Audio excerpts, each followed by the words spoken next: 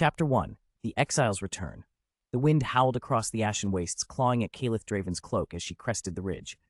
At 28, she was a ghost returned, exiled heir to the Draven dynasty, her silver hair streaked with soot, her violet eyes burning with purpose.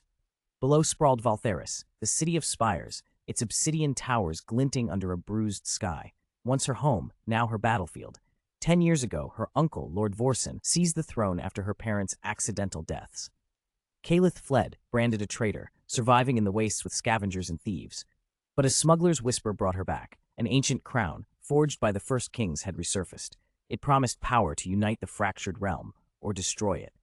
She descended into Valtheris' undercity, a labyrinth of canals and shadowed alleys. There she met Zev, a wiry thief with a sly grin and a dagger in each boot. "Heard you're hunting the crown," he said, flipping a coin.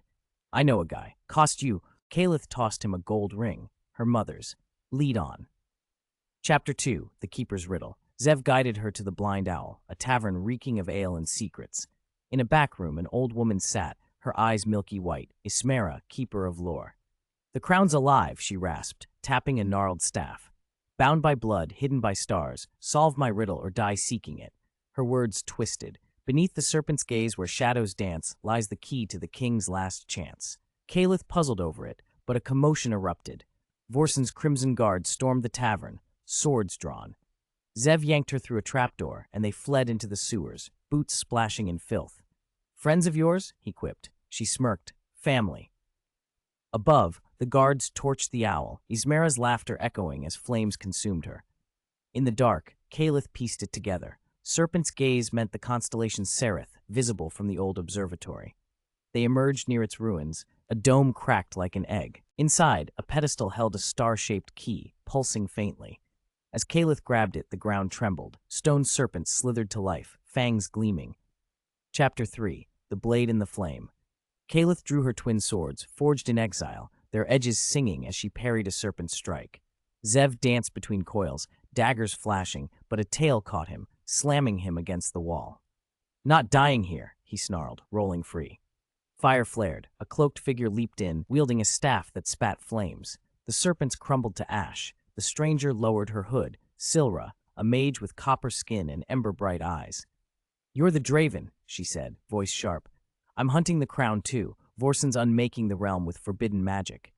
Kaelith bristled. Mages were banned since the War of Ash, but Silra's fire had saved them. "Join us or leave," Kaelith said. Silra smirked. "I'm in."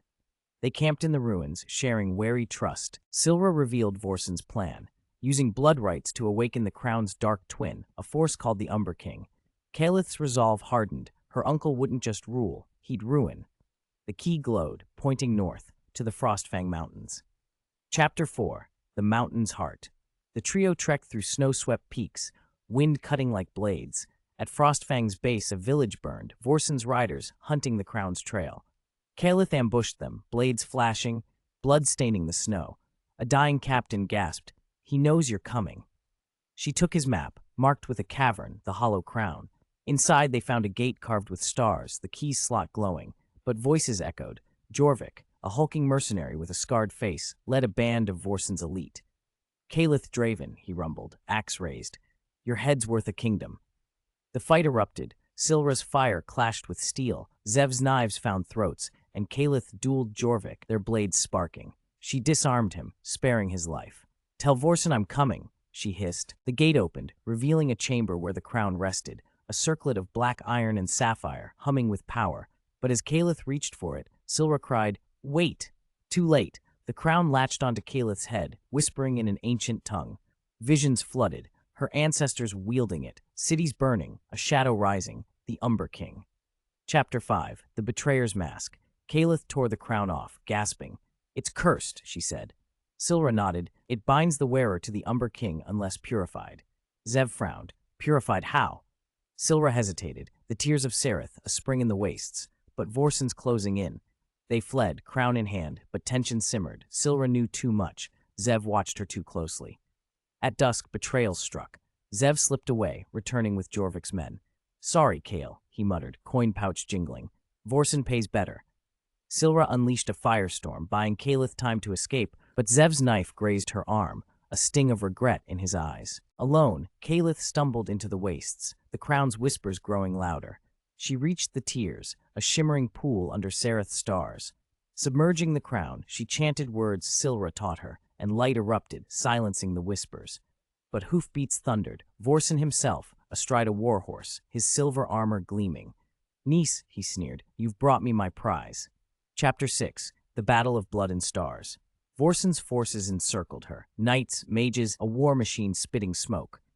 Kaelith donned the crown, its power surging through her. Strength, speed, a voice commanding the wind. She fought like a tempest, blades cleaving armor, but Vorsen countered with blood magic, crimson tendrils lashing her. Allies emerged. Silra, wounded but fierce, leading wasteland rebels. Jorvik, too, switched sides, axe swinging. "Debt's paid," he grunted. Zev appeared, bloodied, throwing knives at Vorsen's men. "Couldn't cash out," he said, avoiding Kaelith's gaze. Together, they pushed back, but Vorsen seized the crown, laughing as it fused to him. The sky darkened, the Umber King's shadow rose, a colossus of night. Vorsen faltered, eyes widening as the entity consumed him. Kaelith lunged, stabbing the crown's sapphire with her sword. It shattered, a scream splitting the air, and the shadow imploded, leaving silence. Chapter 7. The Dawn of Dust. Valtherus stood leaderless, its spires cracked. Kaelith refused the throne, passing it to a council, Silra, Jorvik, and others. Zev vanished into the wastes, a letter left behind. "Forgive me, or don't. I'll earn it someday." She burned it, but her heart ached. Years later, she roamed the realm, a guardian in shadows. Rumors grew, a new crown, buried deeper, whispering louder. Kaelith smiled grimly, blades ready. The fight wasn't over.